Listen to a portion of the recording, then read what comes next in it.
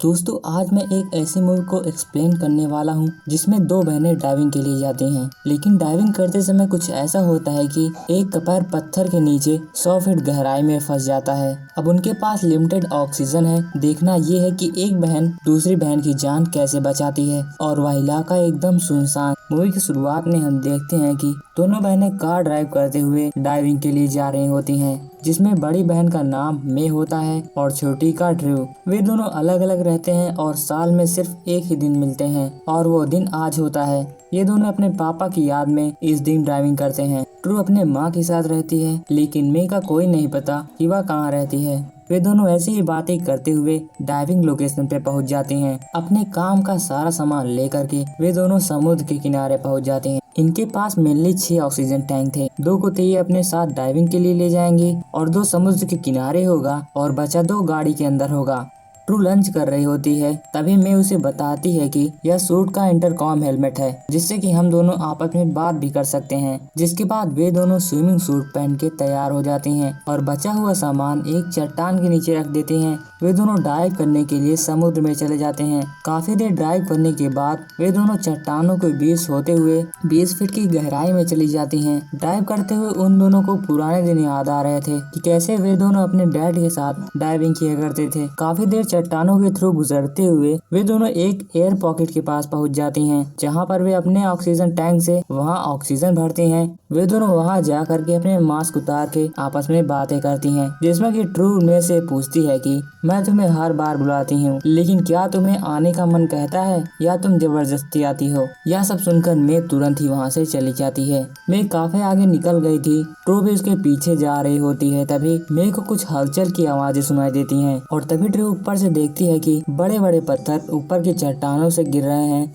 True पीछे होने की वजह से वहाँ की दीवारों से बच गई, लेकिन मैं उन पत्थरों से टकरा करके मैं समुद्र की 100 फीट गहराई नीचे चली गई और उन दोनों का आपस में कांटेक्ट भी टूट चुका था। ट्रू को मे को ढूंढना था ही, इसीलिए ट्रू भी टॉर्च लेकर के उन चट्टानों का पीछा करते हुए समुद्र की गहराइयों में जाने लगी। वह वापस आने के रास्ता न भूले, इसीलिए उसने पहले ही ऊपर की एक पत्थर में एक रस्सी फंसा दी और गहराइयों में जाने लगी। काफी देर नीचे जाने के बाद ट्रू का कांटेक्ट आखिरकार मे के साथ हो जाता है, जिसपे मे ट्रू को बताती है कि वह पूरी तरीके से फंस चुकी है, वह बाहर नहीं आ सकती। इसीलिए ट्रू उसे कहती है तुम अपनी टॉर्च जलाओ ताकि मैं तुम्हारे पास आ सकूं। लेकिन मे के पास काफी अंधेरा था, इसीलिए उसकी टॉर्च की रोशनी दिखाई नहीं दे रही थी। मे ट्रू को गाइड करती है कि इस रास्ते से होते हुए तुम यहाँ पर आओ। ट्रू उसी रूट को फॉलो करते हुए ऐसी लोकेशन पे पहुँच जाती है जहाँ से मे की टॉर्च की लाइट दिख रही थी। ट्रू वहाँ पर पहुँचने के बाद देखती है कि मे की दोनों टांगे पत्थर के नीचे दबी हुई हैं और वे दोनों मिलकर के उस पत्थर को हटाने की कोशिश करते हैं, लेकिन वह पत्थर टस से मस नहीं होता। जिसके बाद मे बताती है कि हमें पैनिक नहीं होना, हमारे पास कई रास्ते हैं। इसीलिए अभी मेरे ऑक्सीजन टैंक में 20 मिनट तक की ऑक्सीजन है और तुम ऊपर जाओगी, फोन लगाकर हेल्प मांगोगी, हाइड्रोलिक जैक लाओगी और साथ ही ऑक्सीजन टैंक भी। मैं उसे बार बार बता रही थी कि ऊपर जाने से पहले तुम डीकम्प्रेशन कर लेना। डीकम्प्रेशन करने का मतलब यह होता है कि बॉडी के टेम्परेचर में बदलाव होना। अगर 10-5 मिनट तक वह समुद्र की ऊपरी सतह में तैरेगी तो उसे डीकम्प्रेशन कहा जाता है। लेकिन ट्रू ये सब ना करते हुए डायरेक्ट ऊपर चली जाती है। ट्रू ऊपर जाकर देखती है कि वहाँ पर मुसीबतें और बढ़ चुकी थी। उन्होंने जो टैंक चट्टान के नीचे रखा था वह चट्टान से पूरी तरीके से दब चुका था। ट्रू ने उसे बहुत को निकालने की कोशिश की, लेकिन उससे कुछ भी नहीं होता और ऊपर से वह टाइमर लगाना भी भूल गई थी। इसीलिए वह अपने हिसाब से 16 मिनट का टाइमर सेट करती है। जिसके बाद वह दौड़ते हुए कार के पास जाती है, लेकिन कार की भी चाबी नहीं थी। इसलिए वह एक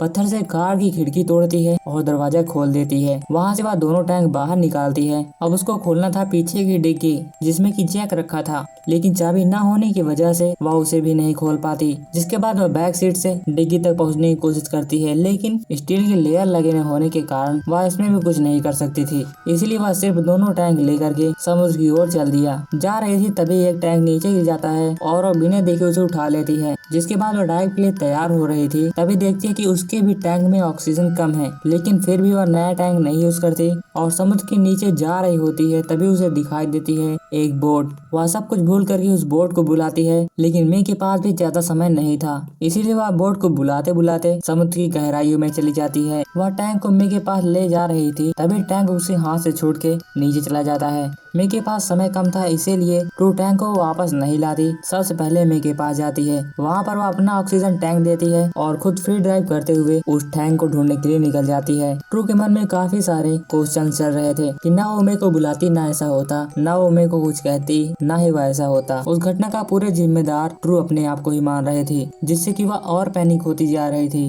ट्रू आखिरकार उस ऑक्सीजन सिलेंडर को ढूंढ के मे के पास लाती है और नया वाला ऑक्सीजन सिलेंडर मे को कनेक्ट करके अपना पुराना सिलेंडर मे से वापस लेती है। जिसके बाद ट्रू से सब कुछ बताती है कि ऊपर क्या क्या हुआ। लेकिन ट्रू बताती है कि मैप में उसने एक घर देखा जो कि डाइव लोकेशन से लगभग 1 मील दूर होगा। मे ट्रू को वहां जाने के लिए मना करती है और कहती है कि कैसे भी करके तुम फोन लगाओगी और फंसे सिलेंडर्स को बाहर निकालोगी और डिग्गी में रखे जैक को जरूर लाओगी, जिससे कि वह पत्थर निकाल के बाहर आ सकती थी। और वह तुरंत ही ऊपर के लिए चली गई। इस बार भी उसने डिकम्प्रेशन नहीं किया क्योंकि उसे उस बोट को बुलाना था। लेकिन जैसे वह ऊपर जाती है, वह बोट भी वहाँ से जा चुकी थी। इस बार जैसे वह ऊपर गए, उसकी हालात खराब हो जाती है। उसे उल्टी होने लगती है और नाक से खून आने लगता है। वह उन सबको नजरअंदाज करती है और चाकू की हेल्प से वह डिग्गी का लॉक खोलने लगती है, लेकिन उससे भी वह कुछ नहीं होता। अब उसके पास एक ही रास्ता था, वह मैप में बने उस घर के पास जाए, वहाँ से हेल्प ले गया है। इसीलिए वह तुरंत भागते हुए उस घर की ओर चली जाती है, जो कि एक पुराना चर्च था। वह घर पूरी तरीके से बंद था।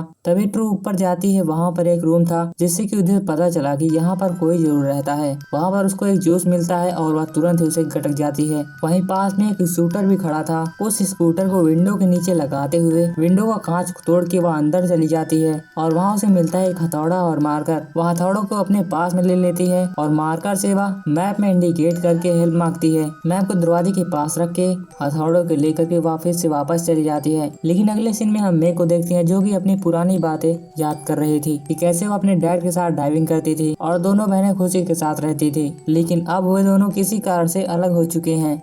इधर ट्रू चाकू को लॉक में फंसाकर हथौड़े से ठोकती है, लेकिन चाकू टूट जाता है। जिसके बाद उसके पास सिर्फ एक ही ऑप्शन था। उसने तुरंत ही गाड़ी को धक्का देते हुए चट्टान के नीचे गिरा दी, जिससे कि वह डिग्गी अपने आप खुल जाती है। लेकिन डिग्गी खोलने के बाद ही भी उसके हाथ में निराशा ही लगती है, क्योंकि उस डिग्गी में जैक था ही नहीं, मेडिकल किट थी और एक स्प्रे था। ट्रू देखती है कि वहाँ एक साइन बोर्ड पड़ा था जिसमें लैंडस्लाइड का आइकन बना था। अगर उसने पहले यह देखा होता तो यह सब होता ही नहीं। ट्रू ने उसकी लकड़ी को निकाला और फर्स्ट एड वाली टेप की हेल्प से अपने टैंक को ठीक किया और वहीं पर रखे दूसरे टैंक को उल्टी करके नीचे चली गई। वह वही टैंक था जो ले जाते हुए उसने एक बार गिरा दिया था। वह एक टैंक और लकड़ी लेकर के वापस चली जाती है। लेकिन ट्रू वहाँ पर पहुँचती है तो मैं अजीब तरीके से बात कर रही थी कि यह सब किसी रीजन की वजह से हो रहा है। लेकिन ट्रू उसे हिम्मत देती है। वह उस लकड़ी की सहायता से उस पत्थर को उठाने लगती है। काफी कोशिश करने के बाद हल्का सा वह पत्थर ऊपर उठता है, लेकिन तभी लकड़ी वह टूट जाती है। इसी बीच ट्रू की ऑक्सीजन भी